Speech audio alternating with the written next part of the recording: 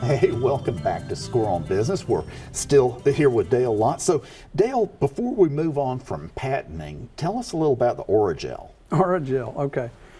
Wow, that's so earphones have tips on them, the little silicone things that you stick on the end, and you put it in your ear, and there's a couple different sizes, and you put it on there, and then you take off jogging, and they fall out of your ears. Right. Or you're on a plane, and you doze off, and your earphones fall out of your ears. Yeah. The tip is what holds it in. Right. So, when I started looking at making a better tip, I looked through about 200 patents. There's patents on this since the 50s. People have been trying to make a tip that inflates, that is in a deflated state. You put it in your ear, and then it inflates and conforms to your ear canal, which is the best fit you can get.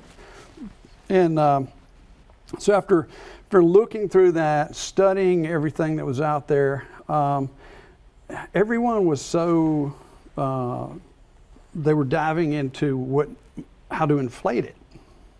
You know, how do we inflate this thing? You know, it's in your ear. So I used a principle called the modulus of elasticity. It's a physics principle. And if you notice, when you blow a balloon up, and right at first there's a lot of pressure that it takes to overcome that. And then once it starts going, then it's fairly linear. Yeah. So I use that principle in the inverse to inflate the tip. So the tip, we don't have any video on this yet, but the tip is in its inflated state when you start. So before you stick it in your ear, you just squeeze it. And there's gel in it, Oragel. Auris is Latin for ear, right? Right. Yeah. Okay. Okay. So the gel passes from the inflated state in the low pressure side to a high pressure side. Okay. And now the gel flows very slowly back into the low pressure side. Right. So it gives you time to put it in your ear. So you squeeze the tip, put the earphone in, and then it just expands back out until it conforms to your ear perfectly. You know, that makes a lot of sense. And something you didn't mention, I used to be in a role where I had to have an inner ear tip all the time. After a few hours, they start hurting. Yeah. The pain, the discomfort, it doesn't stay in your ear well. The seal, like if you're trying to listen to your earphones and they don't have any bass, it's because there's no seal. Yeah. So Oragel fixes all of that. That's awesome. It's pretty cool. And we did file a patent on that as well. So. So what can you tell us about manufacturing, both what you do here as well as globally? Okay, so manufacturing, although a lot of it's coming back to the U.S. now, which is bravo. Oh, yeah. That's fantastic. There's still all the parts manufacturers and OEMs, and most of the technology is still offshore over in China and different places around the globe. Right. So what I'm starting to see now is, instead of everything going to China, some of it's being made in the U.S., which is great, but we're still having to get parts from the U.S. So from China, I'm sorry, you're right, from China. Yeah. So we're importing the parts in, and we can't say made in the USA. Although we're actually building it in the USA, it has some Chinese parts in it. So we only can say assembled in the USA, which is it sucks, but that's the way it is.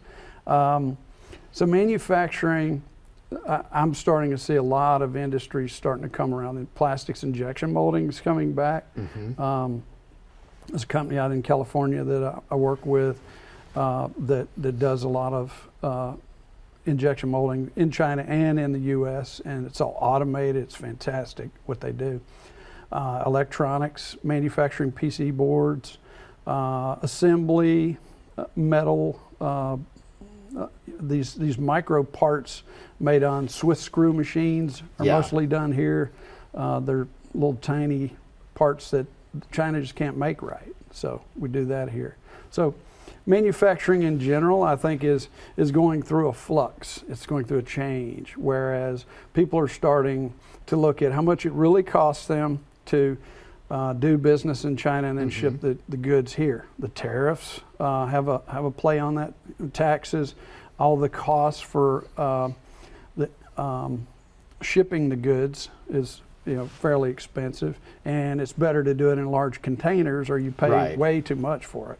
If you ship a crate from Hong Kong to here, FedEx, it's thousands. Yeah, it is. And you can Yeah. get an entire 40-foot cargo container for about 10,000 shipped from Right. from over there. So.